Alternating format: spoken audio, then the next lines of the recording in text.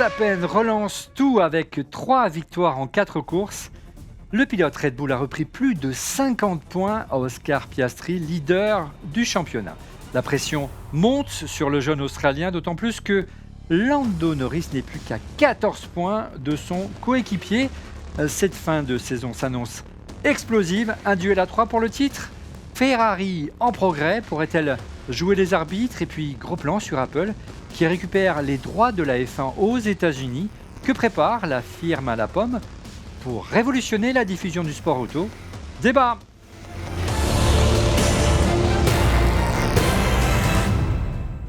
Bonjour à toutes et à tous, très heureux de vous retrouver pour On refait la F1, votre émission hebdomadaire sur l'actualité de la Formule 1 désormais chaque lundi. Merci infiniment pour votre fidélité. N'hésitez pas à nous soutenir en vous abonnant à notre chaîne YouTube et à liker la vidéo s'il vous plaît. Je vous rappelle que nous sommes également disponibles en version audio sur Apple Podcast, Spotify et Deezer. Et on est très heureux parce que pour la première fois, notre émission a dépassé les 100 000 vues sur YouTube. Rien que sur YouTube, on ne compte pas les réseaux sociaux, les machins, donc on est très content. Allez, avec comme fanat du paddock cette semaine, à mes côtés en plateau, il n'a deux yeux que pour l'écurie alpine et les pilotes français. Monsieur Guillaume Pommier, salut Guillaume. Bonjour Olivier. On peut dire que tu as un peu mal aux yeux. Oui, j'ai passé un très bon week-end et super course de nos Français. C'est clair. À propos de mal aux yeux, on fait un petit coucou à Justine qui est souffrante cette semaine, donc on lui fait plein de bisous. Allez, un nouveau venu dans cette émission, un passionné de F1 et de course auto, mais aussi course moto depuis toujours. Journaliste, animateur et en pré-retraite, reconverti dans l'entrepreneuriat et les startups tech et IA, monsieur Gaël Paulès. Bonjour, je suis absolument ravi d'être avec vous. Je vous regardais, ça veut quand dire... mon téléphone a sonné que vous m'avez appelé, je me suis dit, c'est Noël. Ça, c'est le hasard, tu vois, c'est l'IA. Alors, c'est ton IA qui fait qu'on a réussi à t'appeler? Non, rien à voir. C'est pas l'IA qu'on développe, nous, non. En toute honnêteté, moi, j'avais plus très envie depuis quelques années d'être à l'antenne, de faire de la télévision. Mais pour parler de F1, ça m'a plu. Alors, tu es vraiment un fan de F1 de la première heure. Tu as même, je crois, eu la chance de piloter une Formule 1 d'Inutsu. Ouais, à l'époque, c'était les journées Philippe de Renault et quand je travaillais, quand je présentais des émissions sur TF1 à l'époque, j'avais été invité avec Brahim Asloum, avec Denis Brognard et c'était Jacques Lafitte qui était avec nous aussi. Et on avait passé toute une journée au Paul Ricard et ça s'était terminé en apothéose avec 3 tours de F1 avec les fameux V10. Bon, il n'y a personne, il n'y a pas ta famille qui regarde. Est-ce que c'était le plus beau jour de ta vie? Alors officiellement, il faut que je dise, après la naissance de mon fils, c'était le plus beau jour de ma vie. Bon, ouais, grave. Et donc on s'est habillé avec les moyens du bord, puisque effectivement, victoire de Red Bull, mais tu es plutôt du côté de la voiture qui est à côté de nous en plateau, la McLaren, c'est ça d'habitude? Là, franchement, on ne pouvait rien faire d'autre que d'être en Red Bull, parce que c'est quand même une démonstration qu'a fait Verstappen et qu'ont fait Red Bull. Mais ouais, moi j'aime bien McLaren, je trouve ça, j'aime bien le côté petit pousset, c'est pas un constructeur, et puis moi je suis autant fan des courses que du cirque de la F1, du business derrière, et ce que fait Brown, la manière dont ils ont remonté McLaren, je trouve que c'est un super exemple entrepreneurial. Et on reconnaît la casquette du regretté Ayrton Senna. Ouais. Et quant à moi, vous le savez, je suis et demeure un Alondista, un supporter de Fernando Alonso, qui a encore brillé ce week-end. Ouais, Messi, avec un tracteur, il termine encore dans les poids. Allez, un mot au sujet de notre sponsor, c'est important de cette émission. Il s'agit bien sûr de Winamax, le site de paris en ligne. Winamax offre à tous les nouveaux joueurs 2 bonus de bienvenue exceptionnels pour parier. Alors, pour découvrir vos avantages, rendez-vous dans la rubrique pronostic en fin d'émission ou encore dans la description de la vidéo, juste en dessous. Là, vous allez voir, vous avez le lien. Je vous rappelle que les jeux d'argent sont strictement interdits aux mineurs. Et je vous rappelle, peut-être pour ça qu'elle n'est pas là, Justine, cette semaine. Et je vous rappelle également que c'est un jeu et les absents ont toujours tort, et qui ne permet pas de s'enrichir et qui n'est pas une alternative au travail. Un grand merci à Winamax de nous soutenir, bien sûr. Allez, en préambule de cette émission, avant d'entamer vos tops et vos flops, retour sur le classement du Grand Prix des Amériques. Regardez. Victoire cette semaine, donc ce week-end, de Max Verstappen sur Red Bull, double victoire même, devant Lando Norris sur McLaren. Charles Leclerc remonte enfin sur le podium devant son coéquipier chez Ferrari, Lewis Hamilton. Le leader du championnat, Oscar Piastri, se classe que 5e. Course discrète également pour George Russell, 6e. À la 7e place, on retrouve le coéquipier de Max Verstappen, Yuki Tsunoda sur Red Bull. Ça va mieux Petit pour Yuki. On va en parler. 8e, Nico Hülkenberg devant Oliver Biermann sur Haas. 9e, le doyen des pilotes, on en parlait, Fernando Alonso se classe 10e et marque le dernier point sur son Aston Martin. Le premier français, c'est Esteban Ocon sur sa Haas, qui se classe 15e. Isaac Hadjar est 16e sur Racing Bull. Pierre Gasly est 19e sur Alpine. Et bon dernier. Messieurs, Vous avez remarqué que tous les Français se sont fait battre par leurs coéquipiers. tu disais tous les Français? Vous avez remarqué que tous les Français se sont fait battre par leurs coéquipiers. On va en parler dans un instant dans vos tops et vos flops du Grand Prix des Amériques qui s'est déroulé ce week-end à Austin.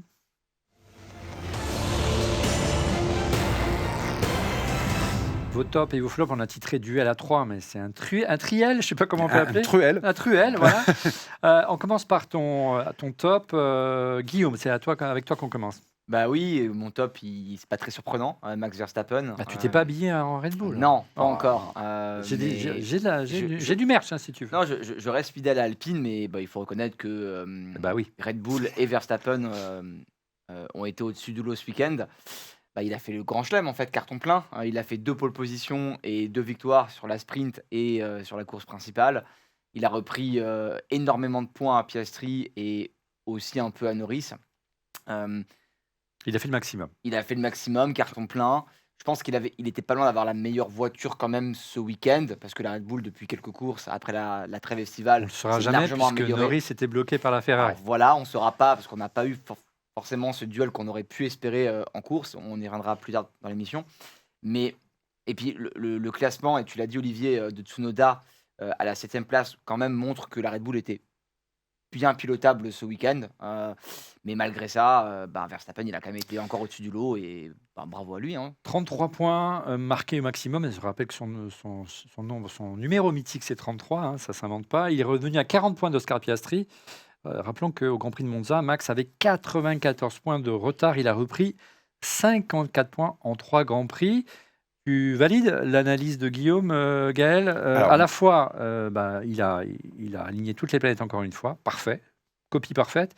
Et au-delà, aujourd'hui, la Red Bull redevient la meilleure voiture du plateau. Alors moi, je suis convaincu que c'est effectivement redevenu la meilleure voiture du plateau, et preuve en est la 7e place de Tsunoda. Si Tsunoda est 7e, c'est que la voiture est la meilleure. C'est à peu près sa place sur la meilleure voiture. Il est quand même fini comme à 1 minute de Max. Mais bon. Oui, c'est sa place. Bon, est-ce que vous croyez, les amis, aux chances de Max pour le titre mondial? 40 points, c'est un peu moins de 2 victoires. C'est 25 points par victoire. Il reste combien de courses? Il reste 5 courses. Et une plus course course sprint, donc il reste quand même pas mal de points à distribuer. Mathématiquement, c'est évidemment possible. Oui, j'y crois, mais c'est pas mon favori. Je pense qu'il est quand même. Si tu dois. Ton chouchou, c'est Piastri, on le sait. Non, moi, je suis plutôt du côté de Norris, mais moi, si je devais classer en fait les 1, 2, 3 en termes de probabilité, je le mettrais quand même en 3e Verstappen. Et en 2 On le reparlera tout à l'heure. Parce qu'il y a une partie. Bien sûr. Gaël, ton avis sur il aligne 3 victoires sur 4 courses, donc 3 premières places, 1 seconde place. Encore une fois, il a la pression, le petit Oscar. Je crois que c'est jouable. Je crois que McLaren a pêché par excès de confiance. Ils ont arrêté beaucoup trop tôt le développement. Ils se sont dit, c'est bon, on est champion du monde, on est peinard, on a de l'avance. Red Bull a continué à développer. Ils ont trouvé des solutions. La bagnole est sans doute la meilleure en ce moment. La question, c'est de savoir est-ce qu'elle va être la meilleure sur tous les circuits qui viennent. Mais s'il y a un gars dans ces pilotes qui est capable de gagner toutes les courses qui viennent, s'il a la bonne voiture, c'est lui. Alors, s'il gagne, ça va être extraordinaire. Moi, je suis sûr que ça va se jouer au dernier Grand Prix. Mais il faudra quand même, ce sera pas loin du carton plein nécessaire. Ah oui, c'est ça. Il faut qu'il gagne toutes les courses. Vraiment gagner quasiment les 5 courses pour espérer quelque chose. Et puis, on va voir aussi la réaction d'Oscar Piastri, parce qu'il est vraiment dans une spirale négative. On en parlera parce que c'est mon flop. Gaël, quel est ton top justement cette semaine? Mon top à moi, c'est Charles Leclerc. Charles Leclerc, il m'a bluffé. J'ai toujours trouvé que ce gars avait l'esprit du tueur, il avait l'esprit de compétition. Parfois, c'est pénible, mais là, franchement, il n'a rien lâché. D'abord, il y a cette idée de stratégie quand même différente. C'est le seul dans le top 10 au départ à partir en tendre. Il faut y aller quand on voit tous les autres avec des pneus différents, de se dire « Waouh !» Oh, je suis le seul à partir comme ça. Il s'est battu, il a fait un départ extraordinaire. Il a rien lâché à tous les moments. Je trouve qu'il a fait une super belle course. Et alors, est-ce qu'il a été aidé par le fait que Hamilton ait donné beaucoup de conseils et fait un nouveau plan pour améliorer les qualifications? Le fait est qu'il a encore battu Hamilton. Et non, franchement, une fois de plus. Voilà, une fois de plus. Tu partages l'optimisme et les performances retrouvées de Charles Leclerc. C'est vrai qu'il a fait un magnifique départ, il a gagné une place, stratégie agressive, on l'a dit, en tendre. Et puis, quelle résistance propre face à Norris. En fait, c'est quand même rare avec Ferrari d'avoir à la fois la performance sur un week-end, la bonne exécution du week-end et en plus la bonne stratégie. Alors, les 3 choses mises bout à bout, c'est quand même vraiment rare avec Ferrari. Et là, en fait, ils ont eu une voiture plus performante que ce qu'ils avaient avant. Ils étaient, je pense, la 3e force du plateau ce week-end derrière Red Bull et McLaren, même si Piastri était en retrait, on va en parler plus tard. L'exécution, effectivement, était quand même quasi parfaite. Franchement, il n'y a eu aucune erreur de tout le week-end. Ce qui n'est pas souvent. Ce qui n'est pas souvent le cas. Et puis la stratégie, effectivement, tu l'as dit, et je partage totalement. Et c'était assez ambitieux parce qu'en plus, on ne savait pas forcément au départ ce qu'allait donner les tendres. Sur la durée. Avec le plein et le poids de la voiture élevé. C'était quand même vachement osé de les mettre au départ. Et il s'en est bien sorti, il réussit le départ, il garde Norris derrière. Honnêtement, c'est un très bon week-end pour Ferrari et pour Leclerc. Ouais. Gaël, ça va mieux pour Ferrari. On pouvait s'inquiéter après les essais difficiles et puis la course sprint ratée. Tu parles de Lewis Hamilton, il se classe 4e. Encore une fois, l'écurie semble avoir réussi à mettre... pas aligner les planètes, mais est-ce qu'elle comprend vraiment ce qui se passe? C'est ça l'enjeu. Ce qui est intéressant, c'est qu'il se dit que Lewis Hamilton est arrivé avec un plan en disant voilà ce qu'il faut changer pour l'organisation des qualifications, pour qu'on soit plus performant en qualification, et qu'il a dit lui-même, ils ont accepté de m'écouter, ils ont accepté de faire comme j'ai demandé. Donc est-ce que effectivement l'organisation, quand Lewis Hamilton arrive avec un plan, j'imagine qu'il a les moyens d'avoir 10 conseillers derrière, qu'on réfléchit, qu'on trouvait des solutions. Ils ont accepté de l'écouter, donc il y a peut-être un déclic. Tu penses vraiment que c'est ça? C'est pas une histoire comme elle évoquait. Je ne sais pas si tu as vu les déclarations de Vasseur au micro de Canal qui disait en gros on a trouvé enfin ce week-end la bonne fenêtre d'exploitation des pneus. A priori, il n'y avait pas de lift and coast qui nécessite de lâcher l'accélérateur 300 mètres avant le point de freinage. Il n'y avait pas de problème de frein, de hauteur de caisse. C'est peut-être les deux en fait. Il y avait à la fois la performance et la bonne exécution. Je pense que l'exécution, effectivement, les conseils d'Hamilton sont plutôt des conseils bons à prendre, j'imagine. Il a quand même une grosse expérience. 7 fois champion du monde. Il a un peu gagné quand même, Hamilton. Donc je pense que quand il parle, on peut effectivement à minima l'écouter pour voir ce qu'il a à dire. Maintenant, il est possible aussi que Ferrari ait trouvé quelque chose pour améliorer la voiture. Bon, alors après le développement, je crois pas à l'update magique parce que tout le monde a les yeux rivés sur 2026, mais il est possible effectivement qu'ils aient mieux exploité la fenêtre qu'avant. Ouais. En tout cas, c'est un résultat qui tombe au meilleur moment pour Fred Vasseur parce qu'il y avait énormément encore la semaine dernière, les 15 derniers jours de rumeurs dans la presse italienne sur le fait que ça se passait pas bien en interne et qu'il y avait une tension exacerbée. Et que Horner n'était pas loin. Ça va apporter un peu de légèreté pour finir ce championnat. C'est étonnant sa communication à Vasseur, là où d'un seul coup il nous dit en fait ça fait des mois qu'on a arrêté le développement et je me suis pas rendu compte que ça allait démobiliser mes équipes. Pour un manager comme Vasseur, c'est quand même étonnant de dire j'ai sous-estimé le fait que de plus rien faire sur la voiture pendant 5 mois, ça allait démobiliser les équipes. C'est nouveau qu'ils font rien depuis 5 mois. Vraiment, ça a quand même évolué. Mais au-delà, le patron du groupe, le propriétaire John Elkann de la famille Agnelli, a renouvelé sa confiance ce week-end. On l'avait dit la semaine dernière, et du coup, je renvoie nos éditeurs vers le précédent épisode. Tout va jouer aussi sur 2026 pour Ferrari. C'est-à-dire que si en 2026, Ferrari est à la traîne par rapport aux autres top teams, là, ça va quand même commencer à être difficile pour Vasseur. Je pense que là, il a encore, je dirais pas l'immunité, mais on lui laisse du temps pour faire ses preuves et développer la voiture. Il n'y a pas d'alternative aujourd'hui. Mais il y a une telle évolution en 26, à la fois aérodynamique, châssis et moteur, que si Ferrari se plante en 26, ça va commencer à être difficile. Et puis, ça sera difficile pour eux aussi de garder Leclerc et Hamilton mobilisés aussi. C'est son dernier joker cette année. Et puis on a quand même un gars à la tête de Ferrari, on l'oublie parfois, qui n'a jamais rien gagné en Formule 1. En F1. En F1, il n'a jamais rien gagné. Et à côté, il y a effectivement Horner qui frappe à la porte, qui a un palmarès extraordinaire, une capacité à organiser une équipe. C'est sûr qu'il doit commencer à serrer les fesses. Donc il y a la pression qui monte. De mon côté, mon top...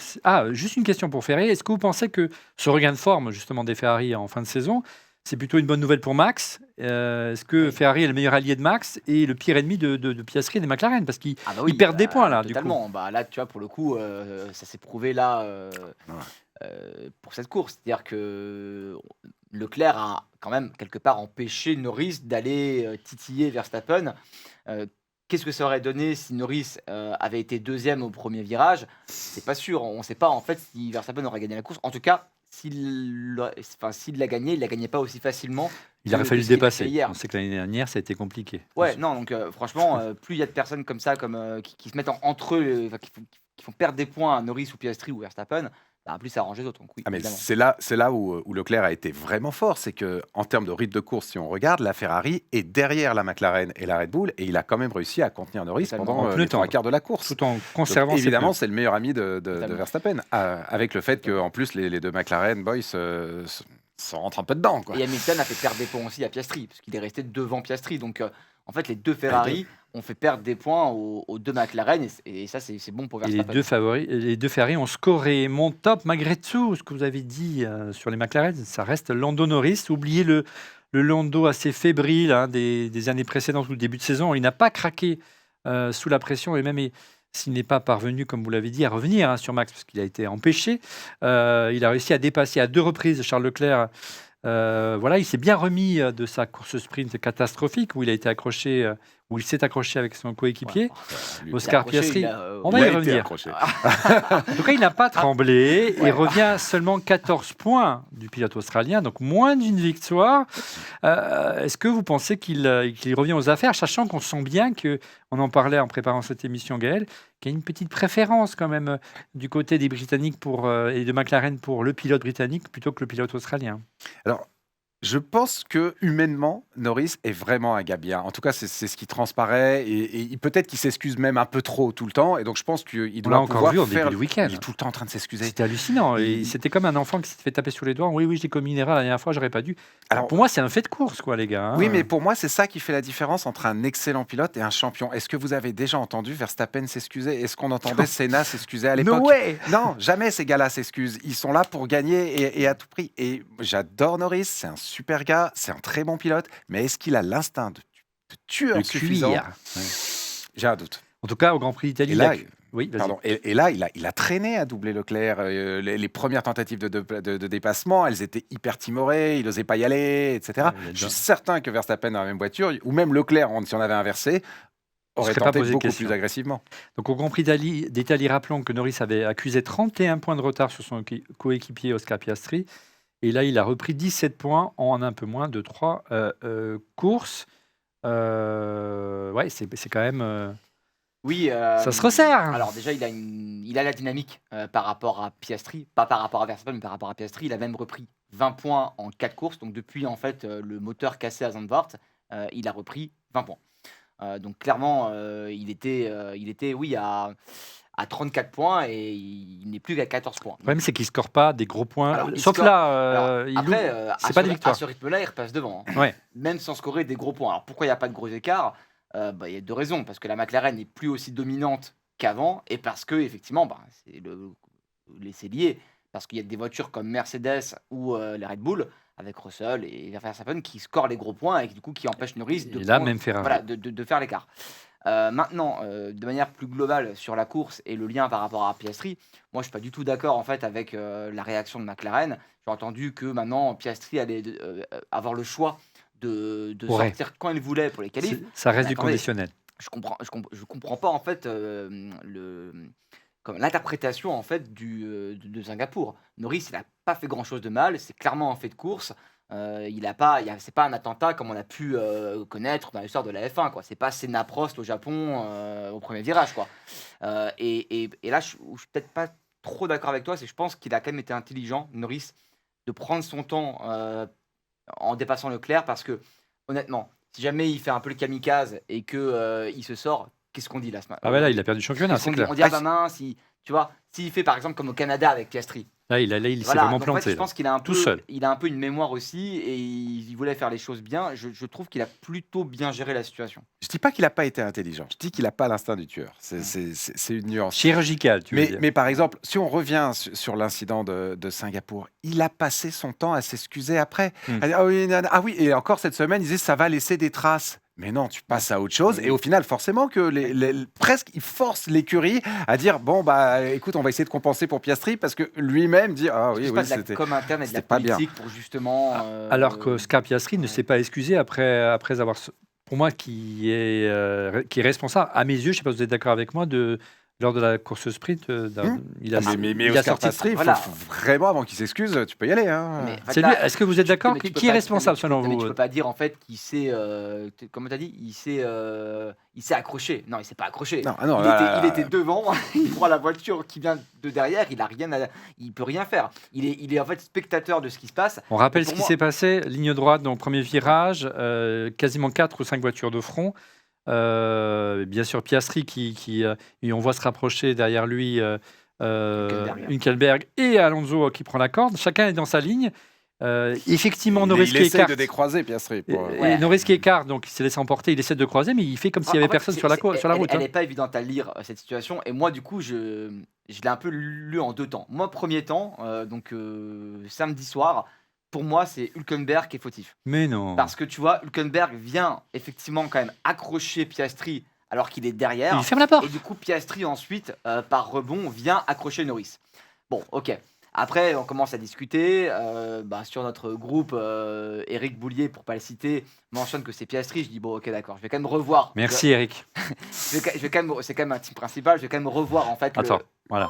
Good job. Solid. Very solid. Et tu vois, dimanche matin, je revois le truc et je me dis ouais, quand même. Mais oui, il est sur sa ligne. Pourquoi? Parce que Piastri quand même resserre vite sur le virage en voulant recroiser. Et effectivement, il revient sur la trajectoire d'Hülkenberg qui prend son virage. Donc je me dis que Piastri est quand même aussi responsable. Et pour moi, c'est un peu du 50-50. Par contre, celui qui n'y peut absolument rien C'est et qui est la Norris. victime en fait dans l'affaire, c'est Norris. Ouais, pour moi, c'est vraiment un fait de course. Piastri est clairement responsable s'il en faut un, mais il ne voit pas Hülkenberg à ce moment-là. Dans son angle de vue, il est dans son angle mort. Mais il part du principe qu'il n'y a personne. Alors qu'on est quand même dans le premier virage. Peut soupçonner qu'il va y avoir quelqu'un sur l'intérieur. Quoi. Il est quand même, on le voit dans une spirale négative, Oscar Piastri, mais on en parlera dans un instant. Gaël, on enchaîne avec toi avec ton flop. Tu as choisi Mercedes. Pourquoi? J'ai envie de dire, où était Mercedes? Qu'est-ce qui s'est passé? Il y a 15 jours, ils sont sur le toit du monde, une victoire magistrale de George Russell, et là, soudain, plus rien, transparent. Russell, il est dans le ventre mou de la première partie. Pratiquement, je ne crois pas avoir entendu son nom dans les commentaires. Il n'était pas là, quoi. Il était transparent. Pourquoi d'un seul coup la voiture n'avance plus? Qu'est-ce qui se passe? Et quant à Antonelli, Antonelli, pas trop mal en qualification finalement par rapport à son niveau en ce moment. Et puis derrière, pas de chance pour lui, mais donc au final, on se retrouve avec Mercedes qui n'est pas du tout là où on l'attend, quoi. Ouais, et tant mieux pour les autres parce que ça va nous créer une fin de saison vachement intéressante. C'est vraiment incompréhensible ce qui se passe, un peu comme ce qui était incompréhensible de ce qui se passait chez Ferrari les épisodes précédents. Là, maintenant, c'est pour Mercedes. Et tu l'as dit, ils ont surdominé il y a 15 jours. Ils n'étaient pas si mal en course sprint puisque Russell s'est qualifié deuxième. Et puis, encore une fois, elle est nulle part. Moi, j'espérais qu'il y ait un duel entre Russell et Piastri, mais on voyait que Piastri, malgré ses difficultés, tout le monde disait qu'il avait plus de pneus, mais alors que dire de Russell, alors moi je comprends pas. En fait, quand même, depuis plusieurs saisons, enfin même avant en Formule 1, il y a quand même la composante circuit qui entre en jeu. Et il y a des voitures, on ne sait pas trop pourquoi, elles s'adaptent mieux à certains L'année dernière, circuits. il avait bien performé, je crois, Russell. Sur Ouais, ce mais Mais tu tu as vois, des voitures polyvalentes et d'autres qui sont vraiment, Ouais. je te rejoins totalement, Ouais. qui ne marchent que sur certains circuits. En fait, quoi. on peut pas exclure le fait que, en fait, il n'y a pas trop d'explications à part peut-être le circuit qui convient mieux ou moins bien à une écurie, quoi. Alors il y a peut-être une autre explication, c'est que ça y est, ils ont enfin signé leur contrat. Et la pression descend, surtout sur Russell qui avait quand même une pression énorme parce Ouais, mais quand qu'il même, faisait un énorme jeu de poker menteur Ouais. et il avait rien derrière. A priori, il a gagné au moins une partie et au final, peut-être que la pression est retombée pour les deux petite déconcentration, je sais pas. Alors un mot justement sur la prolongation des pilotes Mercedes. On ne connaît pas encore la durée exacte des contrats d'Antonelli et de Russell. On a entendu parler de contrats pluriannuels, mais on sent bien que ça reste quand même. On entretient le flou. Ouais, ils ont été bons si c'est pluriannuel parce que du coup, le danger pour l'un des deux et peut-être plus pour Russell, Oui, ça ça aurait peut été être. un contrat d'1 an. Et puis dans 1 an, selon la performance de la voiture, Verstappen peut toquer à la porte de Toto Wolff et prendre le baquet. Donc je pense que Russell a dû vraiment négocier ça, et il a eu raison évidemment. il a quand même montré cette année qu'il peut mener l'équipe. Et je pense que s'il a la voiture, Russell, il peut clairement être champion du monde. C'est de loin sa meilleure saison depuis longtemps. La Moi, Roche- je pense que Toto Wolff n'est pas fan de Russell, peut-être parce qu'il aime pas trop les Anglais, j'en sais rien. Mais il y a un truc qui fait qu'il veut toujours garder au fond de lui cette porte ouverte parce qu'il rêve d'avoir Verstappen. Et effectivement, être le team manager qui a eu Hamilton et qui a Verstappen, ce serait quand même dans un CV la grande classe. Donc je pense que d'une manière ou d'une autre, il a trouvé une solution pour qu'il y ait une porte qui puisse s'ouvrir en cas de résultats insuffisants, etc. Guillaume, ton flop cette semaine? Oui, ça te on fait en a du déjà un mal. peu parlé, c'est les Français malheureusement. Tu l'as rappelé Olivier, moi je suis un grand défenseur des Français en Formule 1. Et bon, alors Gasly du coup il termine dernier, mais On va pas lui en vouloir, hein? on n'en veut pas parce que l'Alpine est clairement catastrophique. Et là pour le coup tout a été arrêté en 2025 et vraiment tout est mis Même pour en que... 2023, je crois qu'ils ont arrêté, hein, mais si je peux me, Ok, si je peux me bon, tout permettre. est mis sur 2026, mais bon, on peut quand même mentionner que Colapinto termine quand même devant lui, donc c'est pas non plus génial. Ocon, il a quand même vraiment souffert de la comparaison avec Birman ce week-end, à la fois en qualif, qualif et notamment, en C'est pas le course. premier. Oui, Ouais, et alors en course, bon, il part sur les durs ne marchaient pas, mais en qualif, il sort en Q1 alors que Birman va en Q3, ça fait quand même mauvais effet, c'est quand même lui le pilote expérimenté. Et ce qu'on dit, c'est que la Haas est un peu survireuse et elle convient mieux au style de pilotage de Birman qu'Ocon. Bon, après, ça n'excuse peut-être pas tout et on attend clairement mieux d'Ocon qui souffre depuis plusieurs Grands Prix quand même. Et on va finir par Hadjar. Hadjar se rate ce week-end. Il y a quand même une énorme erreur au début des qualifs. Alors, ça peut arriver, c'est arrivé aux plus grands. Mais bon, ça fait quand même pas, c'est pas une super image. Ça lui gâche clairement la suite du week-end. Et puis lui aussi a souffert de la stratégie avec les durs qui ne marchaient pas. Donc il était très loin. Et dernière chose, on parle de Tsunoda qui est 7ème. Il y a peut-être un paquet Red Bull qui joue dans les 2, 3, 4 prochaines courses. Là, pour le coup, Hadjar a perdu des points ce week-end et Tsunoda en a repris un peu. Je pense pas que ça va changer les dynamiques, mais quand même, c'était pas forcément le week-end pour faire cette erreur-là. On a vu des photos de conciliabule sur les réseaux sociaux entre Helmut Marko et Tsunoda. Ton sentiment sur la performance française? Alors, sur la performance française, moi, ce qui m'a profondément choqué dans ce Grand Prix, c'est Alpine qui donne l'ordre à Colapinto de rester derrière. Ils sont 16, enfin, ils sont dernier et avant-dernier, et il lui c'est ça. Incroyable. C'est incroyable. On a devant, on a Ferrari qui laisse ces gars se battre. On a McLaren qui laisse tout le monde se battre. Et eux, en fond de grille, qui disent non, bouge pas, reste à ta place. Non, mais ça n'a pas de sens. Je veux dire, Gasly, il a quand même vachement combattu, il a résisté. Tu te dis, bon, quand même, j'adore Gasly. Oui, mais bon, vas-y, lâche, tu vois, c'est pas grave. Colapinto, il joue sa carrière, là, Colapinto. J'aime pas Colapinto particulièrement, loin de là. Mais sincèrement, on peut pas l'empêcher d'aller tenter de montrer que c'est un bon pilote. Et lui aussi, il a peut-être marqué un peu de points ce week-end, parce que, bon, voilà, on va le comparer peut-être que par rapport à Gasly, parce que la voiture est vraiment mauvaise. Bon, là, il était, on va dire, au niveau de Gasly ce week-end, quoi. La perte d'Isaac Hadjar, tu en as pensé quoi? C'est vrai qu'on est plutôt cocardier, donc c'est vrai qu'on se félicite de la performance d'Isaac Hadjar, mais pour moi, avec le recul, vraiment le rookie de l'année, pour l'instant, à ce jour, c'est Olivier Berman. Ouais, non. Moi, je suis pas d'accord. Non. Alors, c'est vrai qu'il est en train de remonter et qu'il fait des progrès. Il fait des super progrès. Il a une sur hasse, la les saison, amis. c'est Hadjar aussi, là, qui lui coûte une place. Il a une hasse, les amis, Olivier Berman. Sur la saison, pour moi, c'est Hadjar le meilleur. Antonelli, effectivement, il a une super voiture, donc c'est. Mais non, sur la saison, c'est Hadjar. Et surtout, rappelons-le, Hadjar, il est monté dans la F1, il avait quasiment 0 km en début de saison. À la différence d'Antonelli, qui avait tourné sur tous les circuits du monde à l'entraînement.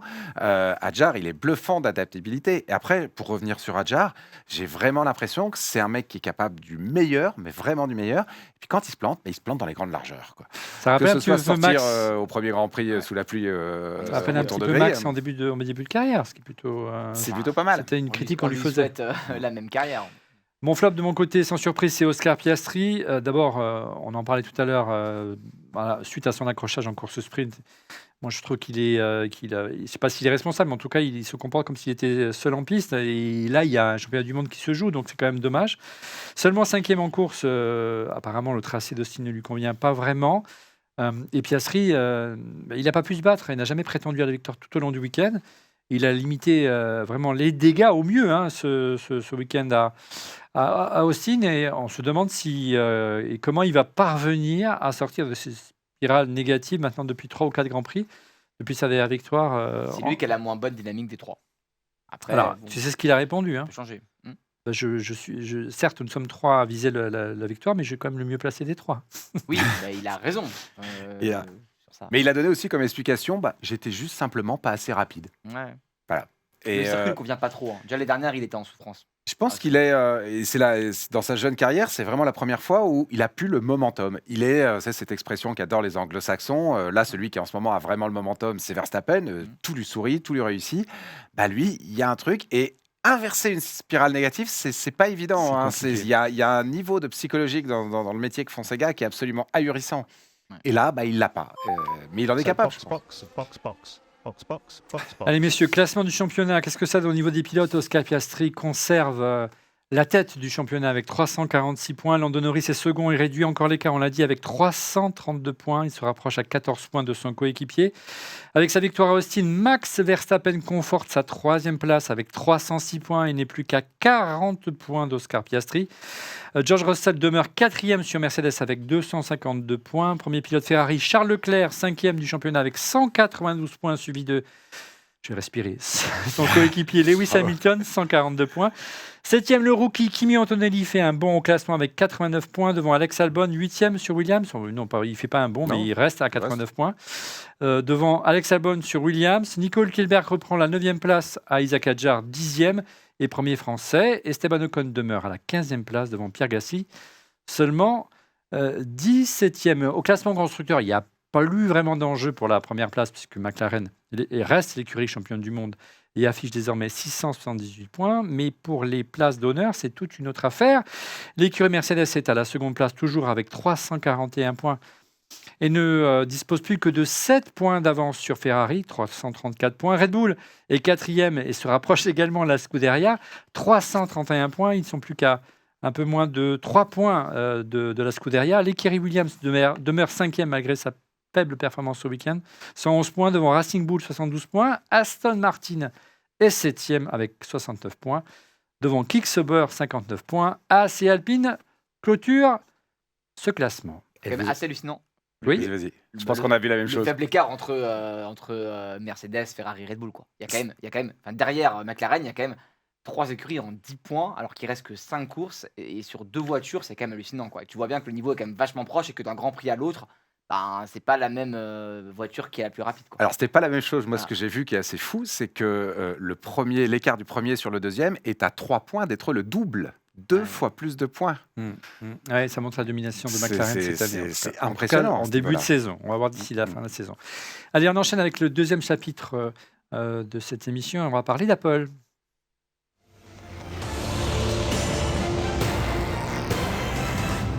Apple a décidé de croquer la F1 après le succès de son film produit par Apple, mais le film F1 avec Brad Pitt, c'est officiel. Apple TV+, le service de streaming d'Apple, va devenir le diffuseur exclusif de la Formule 1 aux États-Unis à partir de l'année prochaine, soit 2026.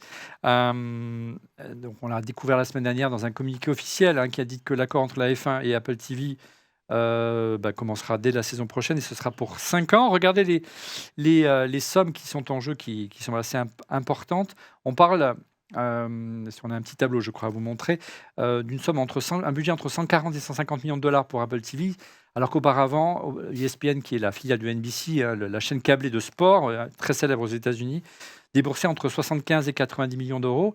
Donc ça fait une augmentation entre 55 et 90 millions d'euros. Un accord qui courra jusqu'en 2030 pour Apple de 5 saisons. Et a priori, le prix de l'abonnement serait inclus dans l'offre de base. Il n'y aurait pas de surplus.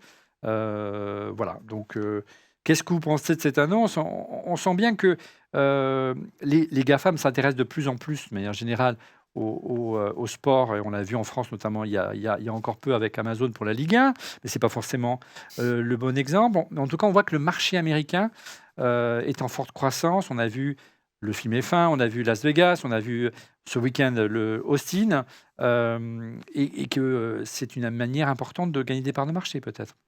pour Apple. Ah bah, ce qu'on voit qui est vraiment intéressant, c'est à quel point Liberty Media fait un travail exceptionnel pour rajeunir l'audience, parce qu'il ne faut pas se tromper, si Apple mise à ce point-là sur la F1, c'est qu'il y a une audience qui correspond à l'audience d'Apple TV, c'est-à-dire une audience jeune, une audience qui a de l'argent, qui dépense, et donc ils sont prêts à mettre beaucoup d'argent pour avoir ce type d'audience-là. Et ça, c'est le marketing incroyable qui est fait derrière par Liberty et qui a transformé la F1. Mais tous, on le voit tous les jours. Aujourd'hui, on parle avec des jeunes de 15 ans, de 16 ans qui regardent la F1. Il y a 10 ans, les gamins ne regardaient pas la F1, à part de temps en temps avec leurs Et parents. notamment les femmes, hein, qui étaient Et pas les femmes, forcément... c'est incroyable. De plus en plus de femmes, je crois que 40% de l'audience est féminine. Ouais. Ça, c'est vraiment l'effet Drive to Survive. Alors oui, mais De pas que, Netflix. mais derrière Drive, tu vois, il y a effectivement Liberty. Je pense que c'est en fait la base commerciale de la Formule 1, c'est élargi effectivement beaucoup aux jeunes et aux femmes. Et ces deux audiences qui effectivement consomment, ça attire beaucoup d'annonceurs, ça attire évidemment les diffuseurs aussi, et c'est la conséquence en fait du succès grandissant de la F1. Il y a 10-15 ans, il y avait les passionnés de F1 et puis il y avait ceux qui regardaient pas ou vraiment vraiment de loin. Aujourd'hui, il y a une troisième catégorie en fait entre les deux, c'est les gens qui c'est les nouveaux venus entre guillemets, nouveaux entrants de la F1 depuis Drive to Survive, qui sont peut-être pas les passionnés comme nous on l'est parce que peut-être qu'ils Ou vont le s'intéressent, devenir. Pour l'instant, vont ils sont... devenir. ouais. mais en tout cas ils regardent plus qu'avant, ils regardent les grands prix, ils s'y intéressent. Et c'est vrai que moi autour de moi, quand je parle de F1 maintenant, les gens ils réagissent plus qu'avant. Alors, sachant Donc que la ça F1 n'a attire jamais eu les vraiment, diffuseurs. entre guillemets, la cote aux États-Unis, puisque c'est toujours été le NASCAR qui était vraiment le porte-étendard du sport automobile américain. C'est les voitures des voitures de série, enfin pas de série, mais c'est des dragsters, diront donc là, ouais, enfin bon, pas- des voitures qui peuvent être qui font des Ah, ça ovales reste qui des peuvent se tubulaires, casser. ça reste des châssis tubulaires, Ouais. mais avec une carrosserie posée dessus pour faire semblant que c'est une voiture de série, quoi. Sachant qu'il n'y a pas si longtemps, avant l'effet Drive to Survive, la F1 avait du mal à vendre carrément la F1 aux États-Unis. Ah bah oui, ils ont transformé la phase de la F1 aux États-Unis. Aujourd'hui, la F1 est populaire aux États-Unis. Et ce qui est complètement incroyable, c'est qu'elle est populaire sans pilote américain. Or, les sans Américains écu- sont ouais, quand une même petite très, écurie très, très américaine. chauvins. Et donc là, ils arrivent. Alors, on sait bien qu'il y a Colton Herta qui va arriver probablement pas l'année prochaine, mais dans un an, qui va passer par la F2 pour monter jusqu'à la F1. Seulement, Colton Herta, c'est pas non plus le plus rapide des pilotes en IndyCar. Donc, je ne sais pas très bien pourquoi il se lance dans cette aventure. Mais sans pilote arriver à avoir déjà une telle audience aux États-Unis, je pense qu'ils vont tout mettre en œuvre pour que d'ici quelques années, il y ait des bons pilotes américains. Et l'IndyCar a vraiment du souci à se faire de ce côté-là. Sachant qu'il y a également l'arrivée de Cadillac l'année prochaine, donc un grand constructeur, donc il y a aussi un enjeu en termes Il d'écurie. y a quand même 3 grands prix maintenant aux États-Unis. Il y a quand Ouais, même c'est unique, hein. Miami, C'est unique. Austin et Las Vegas. C'est quand même la première fois que ça arrive. Et dire qu'il y a encore quelques années, en 2018, l'équivalent Liberty Media, parce que c'était Bernie Ecclestone, je pense, encore à l'époque, avait du mal à convaincre les Ils chaînes ont racheté un peu avant, je pense. Oui. américaines C'était- de venir, enfin peu importe, mais en tout cas à Mais à un l'époque, moment, oui, les chaînes américaines, fallait Elles voulaient pas presque les payer. payer pour qu'elles viennent, quoi. elles avaient un paiement de droit, je cite, non traditionnel avec USPN à l'époque, la F1. On parle de moins de 5 millions de dollars par saison. On est passé de 5 millions à 150 millions. Ça tourne la tête. Alors, est-ce que vous pensez que ce contrat avec Apple, quand on a les moyens quasiment illimités et la fortune d'un pays, d'un PIB développé comme Apple, est-ce que vous pensez qu'Apple voudra à terme diffuser pas, au hein. niveau mondial? Pourquoi pas, tu parlais des GAFAM, des plateformes. Les plateformes sont bien entrées sur le marché du foot en Europe. Peuvent très bien rentrer sur celui de la Formule 1. Il n'y a pas de. Enfin, je vois pas. Oui, pourquoi pas. Enfin, De toute façon, il va y avoir des renégociations du contrat de Canal qui a une vraie cohérence à être sur la France et sur une partie, je crois, quasiment tout le continent africain. Canal, c'est jusqu'en 2029. Voilà, jusqu'en 2029. Il est fort possible, je te rejoins, qu'en 2029, Apple essaye de challenger Canal et de racheter les droits en Europe. Si en plus, ils auront eu le recul de voir comment ils ont rentabilisé ça aux États-Unis, moi, oui, je serais assez. Après, Je serais pas surpris qu'il qu'ils marché européen, candidatent. le marché français, c'est quand même pas la même chose que le marché américain pour les plateformes. Moi, je prends comme aussi comparable le foot français, et aucune plateforme n'a réussi en fait à. C'est l'exemple à malencontreux être d'Amazon rentable. ou Voilà, d'Azone. pourquoi? Parce qu'en fait, les abonnés, enfin les suiveurs en fait en France refusent de payer plusieurs abonnements pour avoir accès à du sport. Donc je suis pas certain aujourd'hui. Canal, il y a beaucoup de choses. Il n'y a pas que la F1. Il y a évidemment du foot avec les coupes d'Europe. Il y a du rugby. Il y a des séries. Il y a du cinéma. Je suis pas certain en fait qu'une plateforme qui rentre avec que la Formule 1 Je pense que ça ferait du mal, à mon avis, à la F1. Il n'y a pas que la Formule 1 chez Apple, mais c'est vrai qu'ils ont un catalogue bien moindre que celui de Canal. C'est On évident. disait déjà ça quand Canal est arrivé. On disait ça va faire du mal à la Formule 1, c'est plus gratuit, etc. Donc, ils ont fait un travail incroyable aussi. Alors, parmi les déclarations qui ont été faites par Apple, il y aurait une possibilité de diffuser certains Grands Prix en clair sur Apple TV+. Sachez-le. Donc, ce ne serait pas que crypté. Bah oui, pour doper un petit peu et donner envie aux gens de regarder.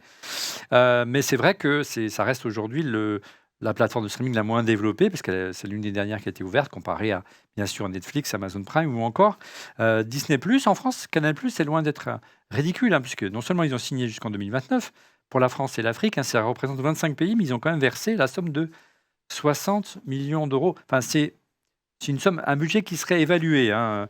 On n'a pas la somme exacte, mais ce serait plus de 60 millions d'euros par an, donc c'est pas rien. Hein. Donc, à mon avis, Canal+ n'a pas dit son dernier mot, parce que le plus gros diffuseur mondial aujourd'hui, c'est Canal. Ah oui. Voilà, tout ils n'ont pas intérêt, à mon avis, à perdre la F1 en 2029. Hein. S'ils perdent la F1, il va falloir qu'ils trouvent autre chose, parce que sinon, il ne va plus leur rester grand-chose. Mais on sent bien que, d'une manière générale, il y a vraiment une stratégie globale aujourd'hui des big tech, pour plus dire le mot GAFAM, de s'emparer de ces droits, parce qu'ils essaient de mettre en place vraiment des stratégies de diffusion mondiales. C'est arrêter de faire ce qu'a fait Amazon. On prend un peu la France, on prend un petit peu les Pays-Bas, on prend un petit peu l'Italie. Vraiment une stratégie mondiale et que ce soit une offre de base. Mais ça doit être des sommes considérables. C'est bien pour la F1 parce que ça va effectivement conduire à une augmentation potentiellement des droits. Donc c'est plutôt bien pour les écuries, tu penses, au-delà ? C'est bien pour la F1, c'est bien effectivement pour les écuries aussi. C'est bien pour le business. Ouais. Voilà. Sachant que la F1, les écuries vivent aussi une petite partie des droits télé qui vont leur être reversés. C'est peut-être pas top pour justement les abonnés parce que potentiellement les prix pourraient aussi augmenter. Après, tu dis que c'est pas le cas aux États-Unis, mais si les droits télé augmentent, il faut bien ensuite les amortir sur les. Pas pour Apple, puisque c'est un produit d'Apple pour vendre des produits. Donc Apple, ils vendent à perte. Apple TV, ils ne cherchent pas à être rentable tout de suite, de toute façon. C'est ça qui est dangereux pour les diffuseurs. C'est pareil avec Amazon, ils sont partis au bout d'un an. Quoi. Là où c'est peut-être pas bien, c'est pour le sport, la pureté du sport, parce que plus ça va aller, plus on va être devant des jeux du cirque. Alors que déjà, ils ont réussi adroitement à faire en sorte qu'on ait une grille qui va de 20 ans à 40 avec Alonso, donc que chacun s'y retrouve. Ouais. Je pense qu'ils vont tout faire pour qu'il y ait des femmes un jour, parce que comme ça, on va pouvoir élargir encore plus les audiences. Ils vont faire en sorte que je pense qu'un jour ou l'autre, on va y arriver comme en Formule E, avoir des boosters, des trucs comme ça pour rajouter du suspense. On va enlever à la pureté, mais est-ce que c'est anormal ? Est-ce que ça va pas dans l'ordre des choses, ça. On parle de réduire la durée des grands prix, on parle de multiplier les courses sprint, voire de grilles inversées. Les années qui viennent, on va dénaturer la F1, quoi. Ouais, ça annonce intéressante. On va voir. Mais tout doit évoluer dans le monde. Ouais, mais enfin. Je vous propose qu'on revienne dans le passé avec le quiz, le quiz F1, la rubrique préférée de Guillaume.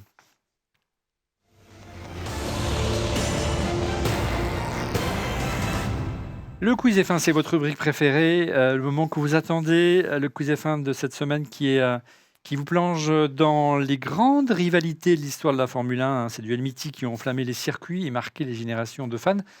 Messieurs, je vais vous demander des duos de pilotes. Pour chaque question, des duos de pilotes qui se sont affrontés dans l'histoire de la F1.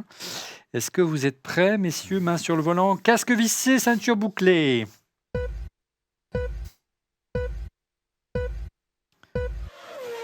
Un duo de pilotes qui s'est affronté pour le titre. Leur duel a marqué le milieu des années 90. Schumacher-Hill, bonne réponse de Guillaume Pommier qui démarre sur des chapeaux de roue. Indice numéro 2, c'était leur accrochage à Adélaïde en 94 à décider du titre mondial. Il y en a eu d'autres. L'un roulait pour Williams, l'autre pour Benetton, puis Ferrari. Enfin, l'un est anglais et l'autre est allemand. La régie, comment ça va? Ça va super, et toi Olivier? Oui, ça l'arsène un peu, mais ça va. Écoutez, vous avez l'air concentré. 4 points pour l'ami Guillaume, mais tu peux encore venir parce qu'il y a 6 questions et une subsidiaire. Attention, quand on répond et qu'on répond à côté, c'est un boulevard, parce qu'on ne peut plus intervenir. Oui. D'accord. Question numéro 2. Je suis un duo de pilotes qui sont affrontés pour le titre. Attention. Une rivalité entre deux pilotes ayant grandi ensemble dans les catégories juniors. Il est redoutable. Il est très bon. Nico Rosberg et Lewis Hamilton, bonne réponse de Guillaume Pommier. Rivaux et coéquipiers dans les années 2010. Tous deux ont été champions du monde. L'un a pris sa retraite juste après avoir remporté le titre. Comme quoi, on peut être un gentil, entre guillemets, et remporter le titre. Rien n'est perdu pour Norris. Ça fait 8 points pour l'ami Guillaume. Tu peux encore revenir. Il reste encore 4 questions. Encore un duo de pilotes qui a marqué l'histoire de la F1 et sont affrontés pour le titre. Ces deux pilotes rivaux sont champions du monde. 2 titres pour l'un, 4 titres pour l'autre. Prost, Senna. Non. 3 et 4. Ah, Oui, je vais attendre un peu du coup. Ah non. Quel petit joueur. Vas-y, tu peux y aller. Un 4 et 2. 4 et 2. Ah, je pense savoir. Je peux le dire maintenant. Allez, c'est Vettel Alonso. C'est Vettel et Alonso. Notre rivalité a atteint son paroxysme lors de la saison 2012 où le titre s'est joué au Brésil lors de la dernière course. Quelle course incroyable. L'un a succédé à l'autre chez Ferrari et l'autre a rejoint Éric Bouillet chez Ferrari.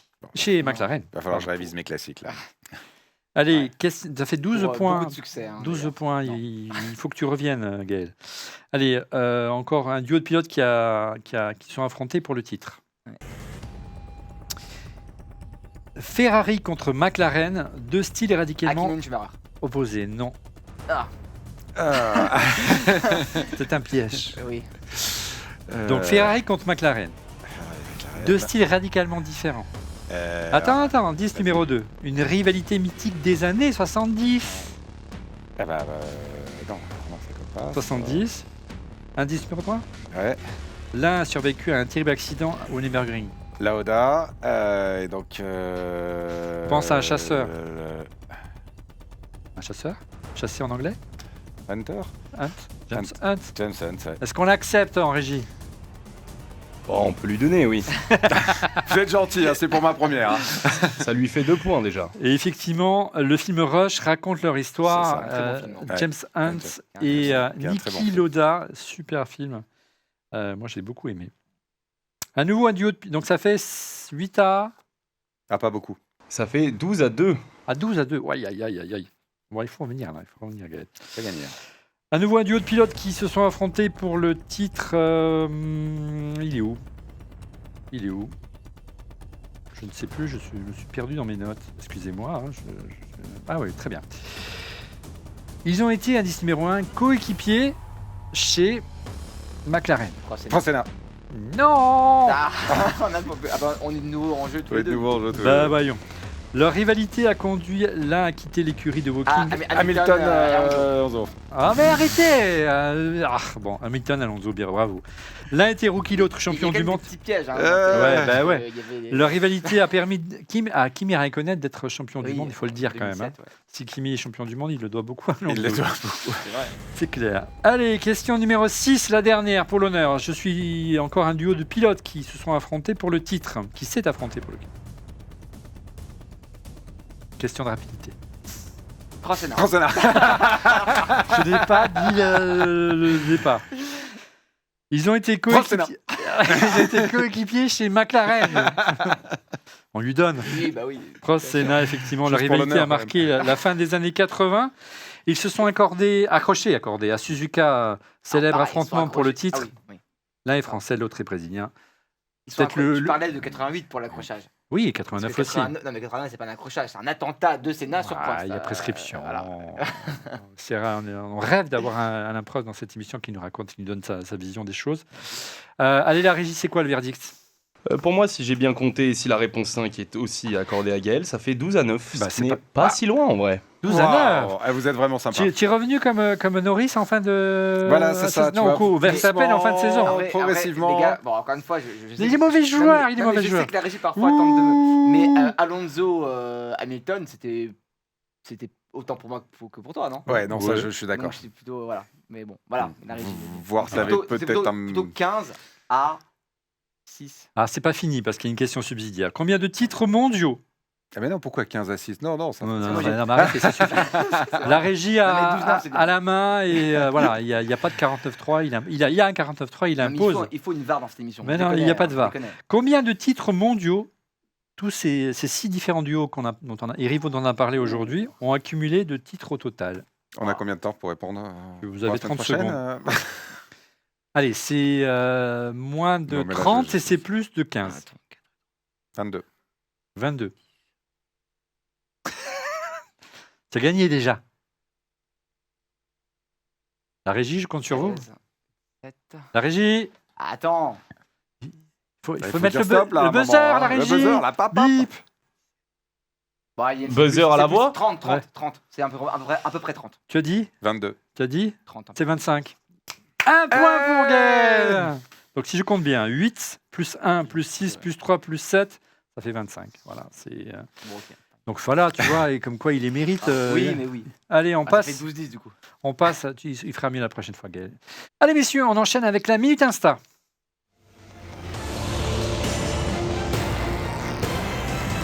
La Minute Insta, on commence avec le président de la FIA, Mohamed Ben Sulayem, qui a eu chaud sur le podium à Austin. Regardez, il a bien failli se prendre un coup de corne. Regardez, ça fait peur. Voilà, c'est ça il faut dire que le trophée n'est pas... Enfin, il pique, le trophée. Il n'est pas... Aïe, aïe, aïe. C'est... Ouais. Voilà. Il y a Ouais. encore un peu de marche quand même. Hein. Ouais, quand même. Bon, après, est-ce que c'était un accident? On sait que Verstappen n'est pas un grand fan non plus du président de la FIA. En l'occurrence, c'était c'était son ingénieur. Ah, c'était son ingé. Oui, c'était le... Ah, j'ai pas vu de. Allez, vu également dans les tribunes d'Austin ce week-end, l'espoir qui renaît chez les Tifosi. Et on monte le son, s'il vous plaît.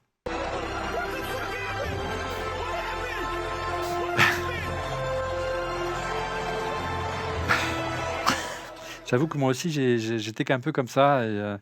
Et donc, Camille, on sait qu'à la distance donc Pépone. Camille Pépone, moi je pensais qu'il se faisait porter pâle quand Ferrari perdait. Mais là, il Et perd. là, Hein. non mais là ils sont quand même 3 et 5 ils sont pas là. Ouais, enfin, Je 3, comprends est-ce que pas. c'est une performance d'être troisième quand on Quand s'appelle même, Ferrari? cette saison. Hein. Par contre, une belle performance encore, c'est celle du nouveau record battu ce week-end par Lewis Hamilton. Regardez, le premier pilote de l'histoire a dépassé ni plus ni moins que les 5000 points scorés. C'est juste phénoménal. Ouais, alors attention, il a quand même aussi battu un record ce week-end. C'est que ce sera le seul pilote, le record du pilote qui a passé le plus de temps chez Ferrari sans faire de podium. Il en est à son 19e course, toujours 0 podium. Il a gagné une course Et voilà, ça c'est un sprint. triste record quand même pour lui. Il a gagné et puis la Oui, saison n'est c'est pas ça. terminée. Enfin, les sprints ça compte pas sur ces stats-là. Sur ces stats-là, ça compte pas. Non. C'est ça que c'est. Tu vois, il faut faire des règlements sur mesure pour Guillaume Pommier. Allez, on passe à vos pronos.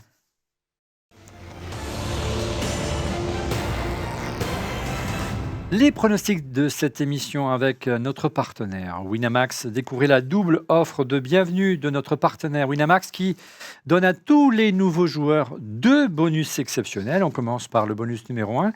Winamax vous rembourse votre premier pari en cash si celui-ci est perdant dans la limite de 100 €. Et le bonus numéro 2, Winamax vous offre 10 € supplémentaires en cash avec le code ORLF1. Comment ça marche? C'est très simple. Vous déposez 100 € en saisissant le code ORLF1. Vous profitez de 10 € supplémentaires. Vous placez votre premier pari et Winamax vous rembourse le montant de celui-ci s'il est perdant. Dans la limite de 100 €, vous pouvez vous inscrire sur Winamax et renseigner le code ORLF1 au moment de votre premier dépôt via le lien en dessous de cette vidéo dans la description. N'hésitez pas à cliquer. Attention, cette offre est réservée uniquement aux nouveaux joueurs. Je vous rappelle que c'est un jeu d'argent, qu'il est, comme tous les jeux d'argent, ils sont strictement interdits aux mineurs. Et je vous rappelle également que c'est un jeu et qui ne permet pas de s'enrichir, qui n'est pas une alternative au travail. En tout cas, un grand merci à Winamax qui sponsorise ce contenu. Retour donc à vos pronos du Grand Prix des Amériques. On écoute ce que vous aviez pronostiqué la semaine dernière et qui a eu la bonne pioche. Je mets Piastri, Max, Norris. Ouais. Norris, Verstappen, Piastri. Max, Norris, Piastri. C'est la première fois que je mets pas de Ferrari. Hein. Ah, ok, voilà. Je ne mets pas de Ferrari comme Pepone et je dis Oscar, Max et Lando. Moi, je vais mettre Max, Piastri et l'historique de ce Grand Prix, je vais quand même mettre Leclerc. Je sais que les tifosi l'ont pas mis, mais il connaît bien le circuit, donc. Bien. Pas This mal. right here is my favorite thing ever in the history of forever. I think about this every day. I think about this all night long. Comme je ne crois pas du tout à Ferrari, il n'y aura pas de Ferrari. là, tu touches à ma sensibilité. Je vais mettre évidemment Piastri en premier, Max en deuxième et Russell en troisième. Maintenant qu'il a re-signé, il va aller encore plus vite. De mon côté, je mets Max, Lando et Russell. Allez, on se retrouve la semaine prochaine. J'étais pas loin. Je sens quand même qu'il y a une petite préférence, je ne veux pas balancer, notre monteur Gatien envers Justine. Voilà, j'ai ça, je dis rien. Allez les amis, quels sont vos pronos pour la semaine prochaine et le Grand Prix du Mexique, Guillaume? Difficile, hein? Je vais continuer avec Norris en 1, qui doit remonter. Verstappen en 2. Piastri en 3. Bon. Ouais, t'es conservateur, là. Ouais. Moi, je vais être un peu plus joueur. Je vais mettre Max en 1 parce que je crois qu'il est vraiment dans une bonne dynamique. Je vais mettre Hamilton en 2. Ah ouais. Ouais. Grosse cote. Grosse cote, mais il faut savoir jouer gros. Et Norris en 3. Et de mon côté, mon prono premier, je vais mettre Max, second, Norris, troisième, Russell, je crois encore, au retour des Mercedes. Réponse la semaine prochaine, c'est la fin d'On refait la F1. Merci de l'avoir suivi. Rendez-vous lundi prochain pour une spéciale à débrief du Grand Prix du Mexique. Ça s'annonce passionnant.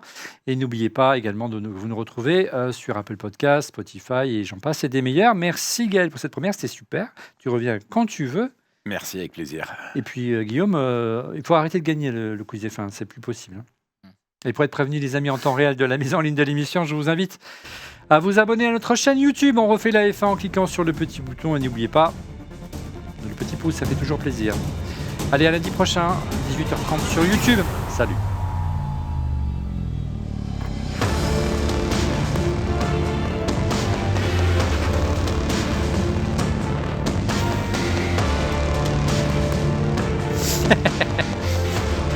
C'est du taf, hein.